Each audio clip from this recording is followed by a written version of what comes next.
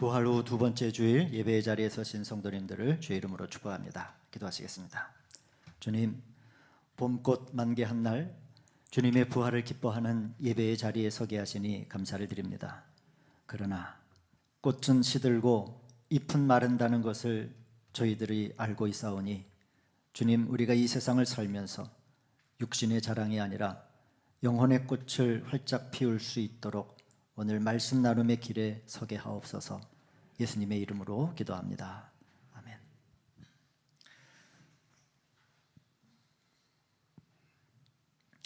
얼마 전 BTS 공연이 광화문에서 있었죠.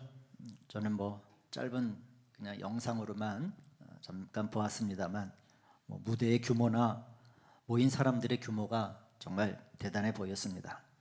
밤 하늘에 쏘아 올리는 조명의 불빛도 참 멋지고 화려하다라고 생각을 했죠. 저 현장에 있는 사람이라고 하면 충분히 BTS 만세를 부를만 했겠다 했습니다. 그리고 고난주간이죠.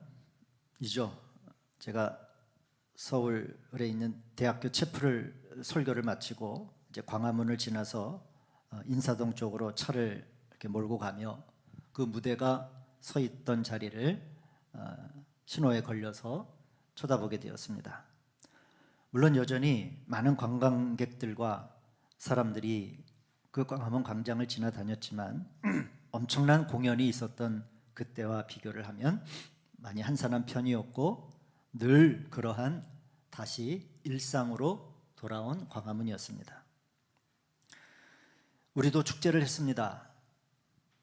제가 지난주 부활주님 만세 하고 말씀을 드리며 함께 부활을 축하했죠.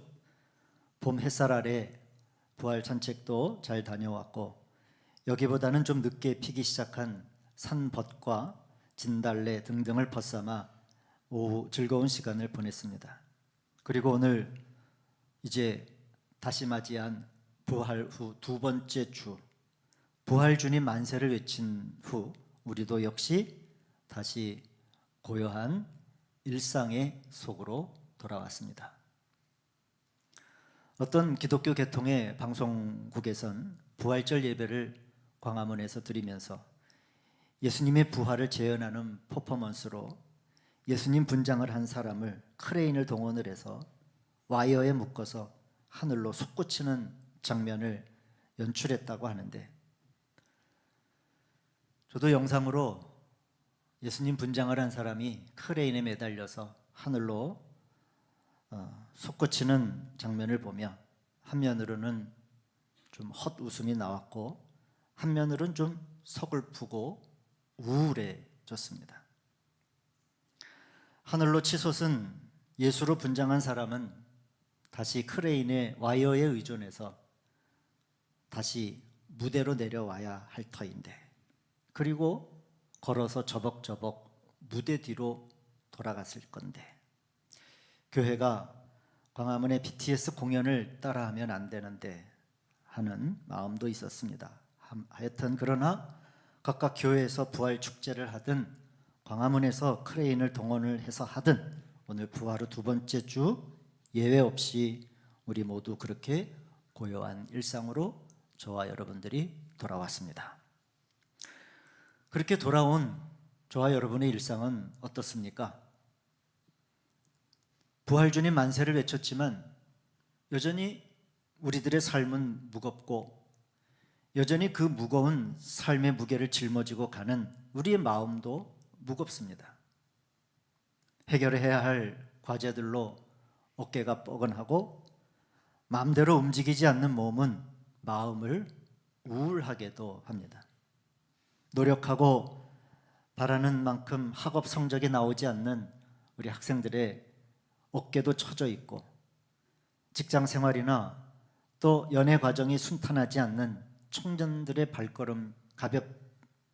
발걸음이 가볍지 않는 것이 오늘 부활 후 다시 돌아온 저와 여러분들이 만난 일상입니다. 무덤에서 부활하신 주님에 대한 소식을 들은 후 제자들이 돌아간 일상은 어떠합니까? 그들이 있던 곳을 성경은 이렇게 보여주고 있죠.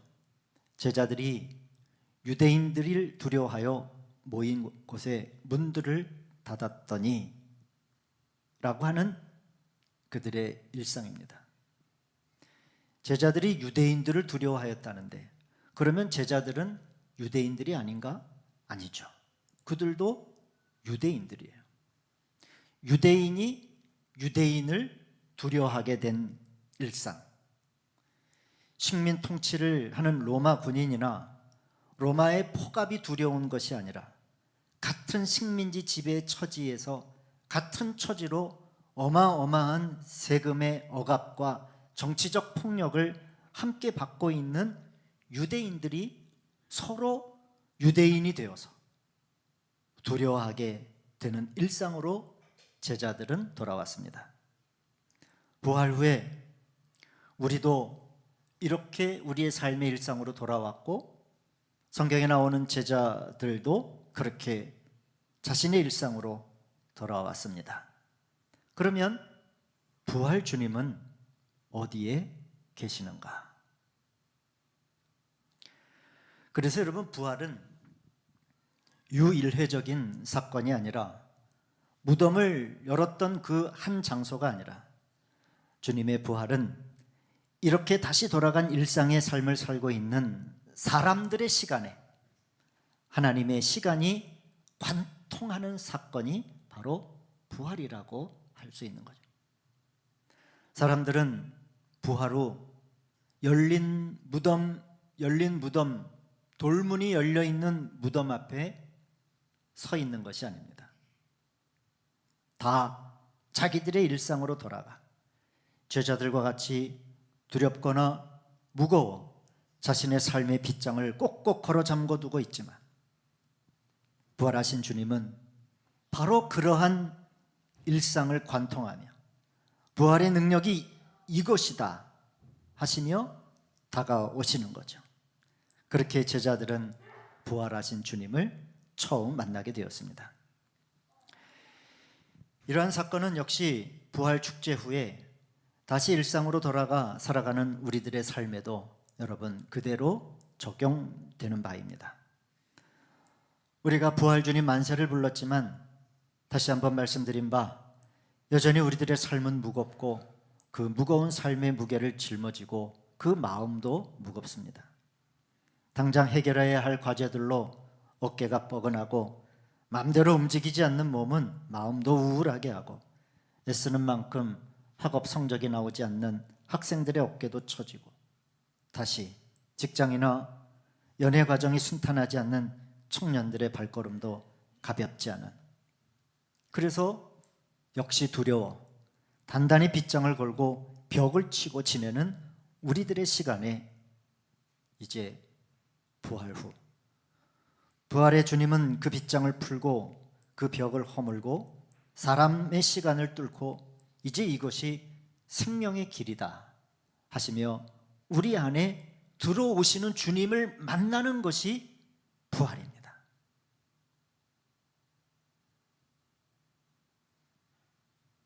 돌문이 굴러간 그 무덤 앞에서 만나는 것이 부활이 아니라 두려움의 자리에서 다시 그렇게 살아갈 수밖에 없는 일상을 뚫고 관통하시고 우리의 시간 안에 들어오시는 주님을 만나는 것이 우리들의 부활이어야 합니다. 제가 성경 구절 중에서도 참으로 좋아하는 구절이 오늘 읽은 말씀 가운데 있습니다. 예수께서 오사 가운데 서서 이르시되 너희에게 평강이 있을지어다. 이 구절을 여러 번역본에서 이 말씀을 이렇게 볼 수 있습니다. 한번 첫 번째 말씀 한번 보시죠. 새 번역은 이 말씀을 그렇게 번역합니다.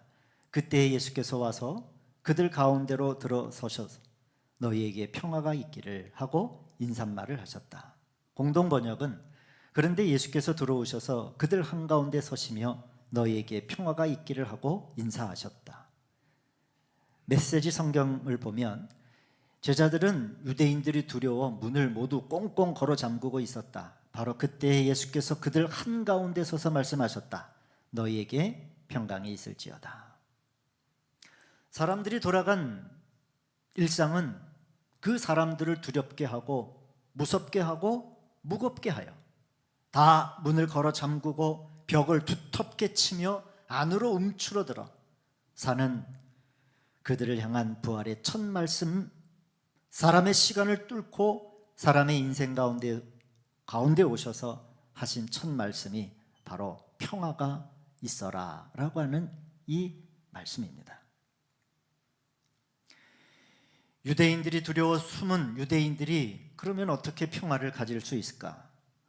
온통 버겁고 무거운 인생의 과제와 무게 속에 지쳐있는 우리들은 어떻게 주님이 있어라 하시는 그 평화를 가질 수 있을까? 제자들이 마주한 돌아온 일상의 시간은 사실 평화보다는 두려움, 그 두려움에 기반한 분노, 분노의 더 밑에는 복수가 깔려 있었을 겁니다. 그들은 왜 우리를 그렇게 미워하지? 왜 우리를 이 사회 공동체 밖으로 밀어내려고 하지? 누명을 씌우고 배교자로 낙인을 찍고 자신들을 사회의 어두운 한 귀퉁이로 밀어낸 그들에 대한 반감과 분노와 복수가 이 세 가지가 합쳐져 결국에는 아무것도 할 수 없는 무력감으로 다가와 그들의 손과 발을 꽁꽁 묶어 놓았던 것입니다. 그것이 부활 후 제자들이 돌아온 일상입니다. 그런데 바로 그러한 사람들의 시간을 뚫고 관통하고 주님이 하신 말씀이 평화가 있어라 라고 하시는 말씀입니다. 이 평화라고 하는 게 무엇입니까?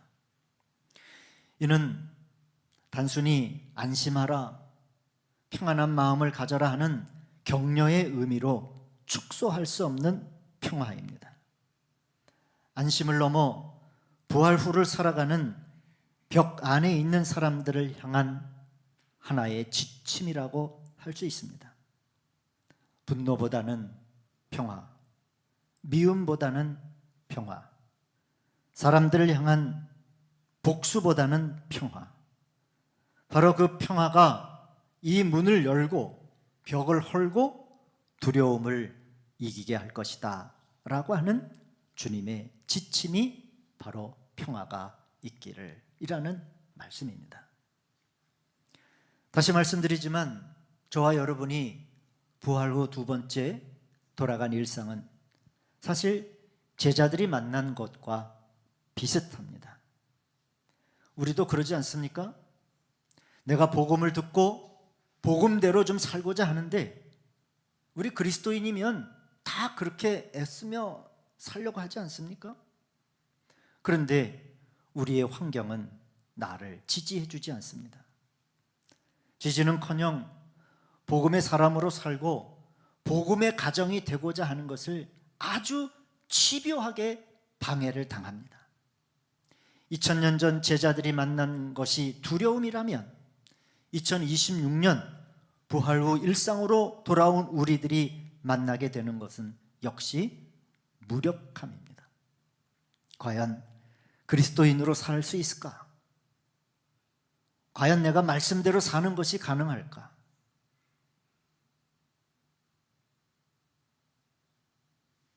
우리 목사 안수를 받은 박 목사님 같은 경우 정말 내가 목사로 살 수 있을까?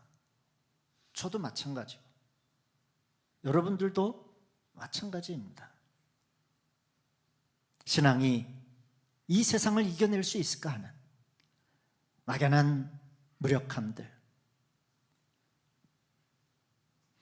힘을 내지 못하게 하는 한 발 한 발을 내딛지 못하게 하는,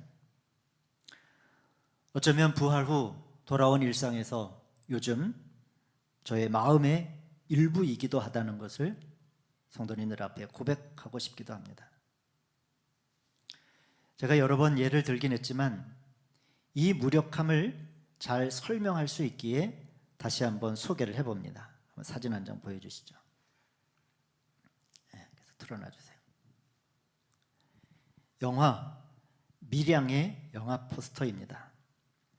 2007년 이창동 감독이 만든 영화입니다. 어린 아들 준이를 유괴범에게 잃은 시내, 전도연 씨는 슬픔을 견디기 위해 송강호의 전도를 받아 기독교의 의지를 합니다. 교회를 다니다 보니 시간이 조금 흘러 원수를 사랑하며 너희를 핍박하는 자를 위해 기도하라는 성경 말씀에 따라 자기 아들을 죽인 유괴범을 면회를 가죠. 그리스도인으로서 우리가 돌아간 일상에서 나도 교회 다니는 사람인데, 나도 예수 믿는 사람인데 복음대로 한번 살아보고자 하는데 아마 그런 마음이었겠죠. 그런데 유괴범은 평안한 얼굴로 전도연 씨를 대하죠. 엄마에게 말합니다. 하나님이 죄 많은 놈에게 손 내밀어 주시고 그 앞에 엎드려 지은 죄를 회개하고 제 죄를 용서해 주셨습니다. 엄마에게 사죄는커녕 오히려 위로까지 건네죠. 요새는 기도로 눈 뜨고 기도로 눈 감습니다. 준이 어머니를 위해서도 항상 기도합니다. 죽을 때까지 할 겁니다. 이렇게 직접 만나고 보니 하나님이 역시 제 기도를 들어주시는 것 같습니다. 아이 엄마 신혜는 충격에 빠집니다. 용서하고 싶어도는 할 수 없어요. 그 인간은 이미 용서를 받았다는데, 그래서 마음의 평화를 얻었다는데 내가 그 인간을 용서하기도 전에 어떻게 하나님이 그 인간을 먼저 용서할 수 있어요? 신혜는 피해자인 자신의 동의 없이 가해자를 용서하는 것이 정당한가 묻습니다. 그리고 신에게 저항하듯 스스로를 망가뜨려가고 결국 스스로 죽음을 택합니다. 부활 후 다시 돌아온 일상에서 종교와 신앙을 통해 위로와 구원을 얻고자 했지만 신의 전도연 씨가 만난 일상은 스스로 완전한 신앙적 성취를 이루었다고 자부하는 사람을 통해 듣게 된 왜곡된 복음이었습니다. 왜곡된 복음. 그러한 복음 앞에서 복음대로 살고자 몸부림쳤던 신혜는 아마 무력했을 겁니다. 정말 그리스도인으로 살 수 있을까? 이것이 저와 여러분들이 만난 부활 후 돌아온 일상입니다. 그때 부활하신 주님이 말씀하십니다. 무력하여 숨어있는 그대들이여 평화를. 문을 부수고 벽을 부수는 평화가 되시는 주님을 그 돌아온 일상에서 만나게 되자.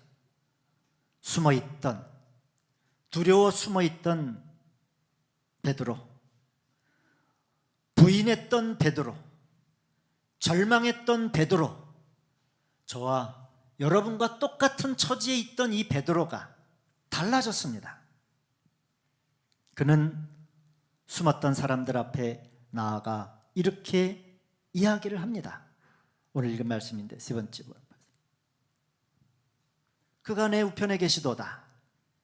그러므로 내 마음이 기뻐하였고 내 혀도 즐거워하였으며 육체도 희망에 거하리니. 뒤에는 좀 생략할게요. 사랑하는 성도 여러분, 주님이 우리에게 주시는 평화는 나로 인해서 만들어지는 평화가 아닙니다. 내 능력으로 이루어가는 평화가 아닙니다. 사람들이 나를 잘 대해주고 나를 환대해서 오는 평화가 아닙니다. 평화스러운 환경이기에 누리는 평화가 아니라는 얘기예요. 여전히 우리들의 일상은, 이렇게 소리 높여 외치는 베드로의 일상은 아무것도 가진 것 없고 내 능력은 때로 무능할 수 있고 사람들은 여전히 나를 대적하고 나를 환대해 주지 않는 일상에서 만나게 되는 평화인 거예요. 평화스러울 수 있기 때문에 평화가 아니라 여전히 일상은 변화가 없지만, 그러나 베드로가 고백합니다. 25절에서 그가 내 우편에 계시다. 주님이 내 우편에 계시기 때문에 가질 수 있는 평화예요. 그분이 내 우편에, 내 앞에, 내 뒤에 계시기 때문에 여전히 일상은 똑같지만 우리는 그 벽을 부술 수 있고 문을 열고 무력함을 치울 수 있는 거예요. 그분이 내 우편에 계심을 믿기 때문에, 그리고 그것이 저와 여러분들이 만나야 할 부활입니다. 아멘. 그것이 우리들이 만나야 할 부활이에요. 그래, 나는 복음의 사람으로 살 수 있어. 그래, 아무리 거친 방해가 있지만 우리 집은, 우리 가정은 하나님의 가정으로 세워질 거야 하며 돌아온 일상에서 부활 주님의 확증과 능력을 증명하며 살 수 있게 될 것입니다. 황무지 같은 무력한 길에서 이제 생명의 길을 우리에게 주신 주님과 같이 걸을 수 있게 되는 것입니다. 어느 시인은 이렇게 돌아온 일상에서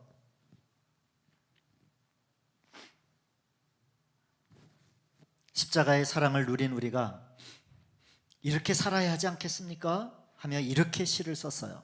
한번 보여주시죠. 네 번째. 당신은 사랑받기 위해 태어난 사람이 아니다. 그런 게 아니다. 인간은 사랑받기 위해서가 아니라 사랑하기 위해 여기 왔다. 사람은 사랑받는 대상보다 사랑하는 존재가 되고픈 것, 사랑받기보다 사랑을 하기, 사랑이 되기. 사랑하는 생명나무교회 성도 여러분, 주님은 부활로 우리에게 생명의 길을 보여주셨습니다. 그리고 함께 가자고 하십니다. 그 생명의 길을 출발하는 자리는 여전히 환경은 나를 힘들게 하고 사람들은 나를 돕지 않아요. 인생의 짊어질 그리고 해결해야 할 문제가 산더미 같은 일상에 서 있지만, 마치 공연이 끝난 광화문 광장에 서 있지만 이제 생명의 길을 보여주시며 내가 내 옆에 있어, 내가 너의 뒤에 있어, 내가 너의 앞에서 이끌어 줄게, 평화가 있기를 하고 말씀하셨으니, 사랑하는 여러분, 그 평화를 받고 그 힘으로 사랑받는 사람에서 사랑하는 사람으로, 사랑하는 사람에서 사랑이 되는 사람으로, 이제 다시 돌아온 일상에서 사랑이 되는 사람으로 그 생명의 길을 주저하지 말고 걸어가는 우리 저와 여러분들이 되시기를 우리 주님의 이름으로 축원을 드립니다.